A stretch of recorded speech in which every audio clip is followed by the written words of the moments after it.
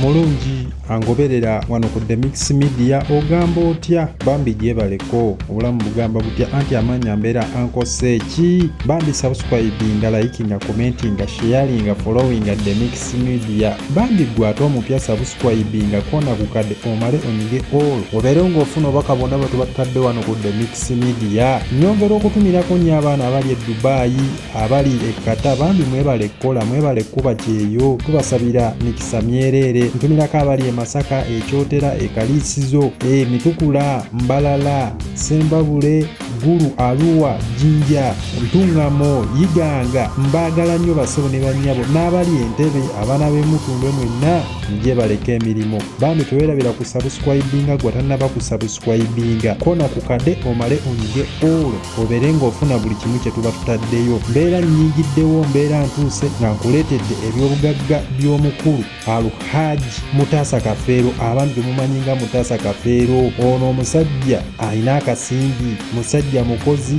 musajja mukwata mpola philanthropist mulamba omusajja ali mu byaliyo estate developer ebyokuzimba ebizimbe bya bizinensi musajja representative mu Buganda Kingdom eyo mu Ankole ng'akiikirira Ankole n'Ekigezi akiikirira Buganda mu bantu ba Ankole n'abantu b'omu Kigezi yalinganga ambasada wa Ssaabasajja Kabaka mu Ankole region ne mu Kigezi eyo mu Bakiga yabakiikirira y'omukulu Hajji Mutaasa Kafeero musajja muzadde musajja businessman akasimbi akalina azitowa miliyoni $214 ze sente zasinga okuzitowa bino bye byobugagga mwasinga okujja akasimbi mwasinga okujja akalupiya mwasinga okujja akawogo CEO mulamba owa Hotel Triangle Mbalala ng'ayina embalala ayina ne mu Kampala hoteli tayineemu ebyendya abitegeera oba ebyensula ayina hoteli etudde nno kuyiika neziwererako ddala awo mu Mbalala nga hoteli eno eriko luumu ezisoba mu 3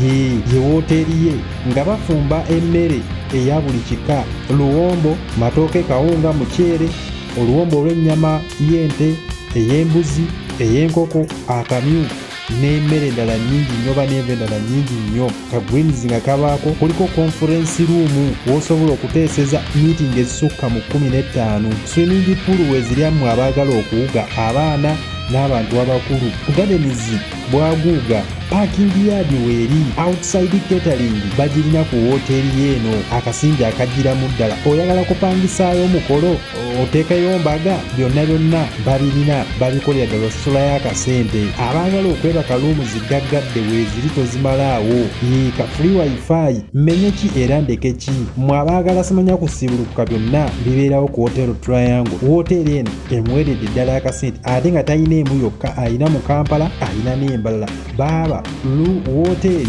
eri ku myaliro egisukka mu 3 pulaasi ate nga luumu nnene okuzaama enyiriro okuzaama wamaggwe bagikuyire waka amataawo n'onywerawo nga totaddeemu na sukaali wano CEO wa Mutaasa Kafeero Plaza wano mu kibuga Kampala wakati okugulawo poloti kya bbeeyi awo ono ayinawo ekizimbe kiri ku myaliro 3 pulaasi ate nga ne waggulu basobola okwebakayo kuliko warehouse kuliko amaduuka agawerera nno ddala ate nga alinako ne zi bizinensi ezize akasimbi akanogeddemu ddala nno mu Mutaasa Plaza ab'amasimu mumanyiiwo abaali baguze ku ssimu awo mutegeerawo ekyo ekizimbe kya mwami ono Hajji Mutaasa Kafeero omukiise mu lukiiko lwa Buganda ate nga ambasada mulamba wa Ssaabasajja Kabaka kino ekizimbe kikolera ddala ssente nga kuliko amaduuka agawera toyireeti osasula parking yard n'osasula y'akasimbi olabira ddala ng'oko akolera ddala akasimbi kino ekizimbe kikyebwoya CEO wa Mutaasa City nga kino ekizimbe kisangibwa Kasangati kitudde nno okuyiika eziwera 3 nnamba n'okusukkawo ekizimbe kinene kyetooloola kirinako amaduuka agasoba mu 3 kirina parking yard bwaguuga amasannyalaze kiba kiriko amaduuka agawererako nno ddala ng'ate naye alinako bizinensi ezize n'abapangisa be ekitono nnyo ekasangati awo edduuka ekitono nnyo liyinza okuba litandikira mitwalo nga 3 pulaasi kati bala wano mu kibuga ate ate nga amaduuka agalinako agawera. Ekizimbe kino nze nasemba okuvaayo nolekaawo nga tekinnaba kuggwa bulungi emyaliro egimu naye yakimaliriza era n'okiggulawo n'akigulawo. Katikkiro oyo Nkiwaye yali omugenyi omukulu. Ekizimbe kino kimuweredde ddala ssente. Kiri mu Kasangati wennyini awo mwenna mumanyiiwo. Bakiyita Mutaasa City Plaza. Kizimbe kino kiki abantu b'e Kasangati mukimanyi. Kiviiramu ddala akasimbi ate nga ne paakingi kweri akasimbi akakoleddemu ddala mu bizimbe. Ono ali mu bintu bya real estate. Akasimbi akagiramu ddala kuzimba nnyumba, kugula mayumba, mapoloti, mataka. Akasimbi akanogeddemu ddala. Ennyumba eyiye mwasula atereddemu ddala akasimbi era akasimbi akatereddemu ddala. Ayina ennyumba eriko kalina ate eriko ne bangalo nga 2 nnambirira. Ennyumba ye eyinza okuba esukka ebisenge biwere 13,000. Ennyumba y'omwami ono Hajji Mutaasa Kafeero. Musajja mulimi ate era mulunzi. Emmere agyerimira alima muwogo, matooke, lumonde n'emmere endala nnyingi nnyo era y'emu ekola ku wooteri ze awo Hotero Triangle Embalala n'eno e Kampala. Embuzi ente azirina era aba ebyokulunda abitereddemu ddala akasimbi. Musajja muwandiisi mulamba ayina akatabo ke bakayita Mwajja the way I make money.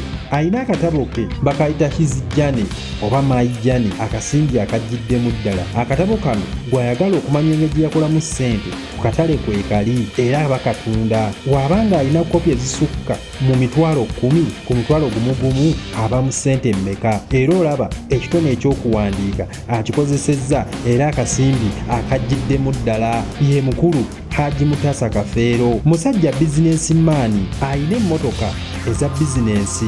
Olaba eziri awo ku wooteri ye Hotero Triangle okuli zivaani ezivuga nawo aba outside catering. Nina wali omukolo gwange njagala onfumbire, njagala onsavingire, ninawo meeting yange ndeeterayo kacyayi n'akamere. Olaba vaani zino zikolera ddala akasimbi nga kuliko drone, kuliko buno bumotoka obutini n'ezo emmotoka ennene ezisomba ebintu ebya wooteri, nku, mmere n'ezino ezikola obukozi ensimbi okuli zitakisi, pikipiki n'emmotoka endala nnyingi nnyo. Emmotoka akasimbi akayiyeemu. Mwami Mutaasa Kafeero ayina poloti baaba weziri wasava ddala mu Kampala wakati. Laba okutudde Mutaasa Plaza eyinza okuba poloti eyo eri 10 ku 10 oba 5 ku 10. Mutaasa City esangibwawo e Kasangati. Akasimbi ekakoledde ddala eri mu kibuga wakati. Ettaka lino oba poloti zino ate ng'alina naawe embalala poloti mweziri. E Masaka alinamu poloti atereddemu ddala ensimbi ate nga akasimbi zikakolera ddala. Apartment azirina zino ezikola ssente eza double room ne single room e Kasangati, Kampala, Mbalala n'ebitundu ebyenjawulo. Akasimbi akagiddemu ddala mu apartment ng'ate talina emu talina 2 ate nga n'abakozi bwe bali abaweera ddala emirimu. Emmotoka nazo azirina ezezize zimutambuza. Akasimbi akayiyeemu okuli zi TX, Land Cruiser V8, zirava 4, zijipu n'emmotoka endala nnyingi ssaako n'ezo emmotoka ezize zimuwa emirembe mwalira akasimbi ke oba mwalira obulamu bwe. Warehouse ne zimoolo alina wano mu kibuga Kampala e Kasangati naawe Embalala ngeno osobola okuterekayo ebintu byo. Ezimu ziri ku bizimbe bye byennyini okuli Mutaasa Kafeero Plaza, okuli Mbalala City, okuli Mutaasa City awe Kasangati waggulu warehouse kweziri. Akasimbi era akagiddemu ddala ate nga n'ezimoolo akasimbi zikakolera ddala. Mwami Mutaasa Kafeero alina ettaka Embalala awo alinawo ttaka liri muyikanayiika. Olaba okuli faamu ye, okuli wooteri ye. E Kampala ettaka alirina. Olaba awe Kasangati ebitundu ebyenjawulo bweyogerere mwonna alinamu. Ye mukulu Hajji Mutaasa Kafeero Ebyobugagga byalina. Mwami Mutaasa Kafeero musajja musuubuzi. Akasimbi mwasinze okukajja era amaduuka gatunda ebintu ebyenjawulo agalina. N'ezo emmotoka ezikolera ddala ssente azirina. Ye mukulu Hajji Mutaasa Kafeero. Ate Ssaabasajja Kabaka waaba asiimye nga waali omuweereza we mu Ankole ne Kigezi Kingdom eyo asiima n'amwayokko ku makula n'amuwayo akasiimo k'akasente naye ne yeeyagalayo ko kuba Ssaabasajja Kabaka abakulembeze be abamu abasiima banaabawa ebirabo. Ye mukulu Hajji Mutaasa Kafeero mwasinga okujja akasimbi. Social media emwera ddala akasimbi. Olaba website ezo eza woteeri ez'ebizimbe bye akasimbi zikakolera ddala. Zi TikTok, zi YouTube, omukulu ono Hajji Mutaasa Kafeero akasimbi mwasinga okukayoola. Musajja alikize, musajja musirise, musajja alina akasimbi keyekoledde mwalaali.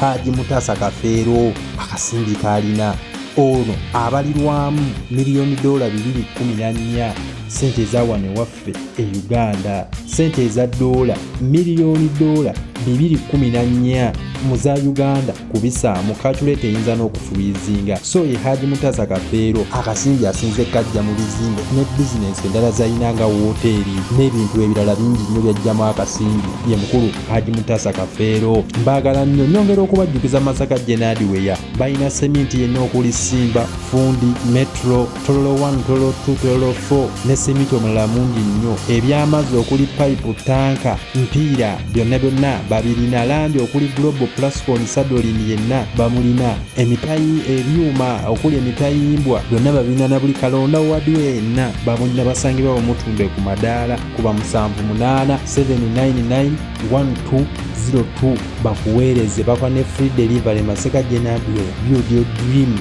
Mbaagala nnyo. Matumpa gwa wangaala.